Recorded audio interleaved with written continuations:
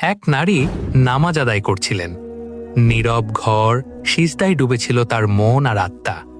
হঠাৎই সেই সিজদার মধ্যেই তার ইন্তেকাল হয়ে গেল। ঘরের মানুষজন দৌড়ে এলেন, চারদিকে নেমে এলো গভীর নীরবতা, আর ভেসে উঠল কান্নার শব্দ। তাকে গোসল করানোর জন্য প্রস্তুত করা হলো।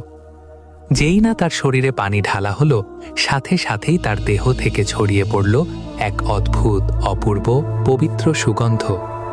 সেই সুগন্ধ এতটাই মিষ্টি ছিল যে সেখানে উপস্থিত সব নারীরা অবাক হয়ে গেলেন। একজন আরেকজনের দিকে তাকিয়ে বললেন, এই কেমন সুগন্ধ, এমন তো আগে কখনো পাইনি। তারপর তার জানাজা তোলা হলো।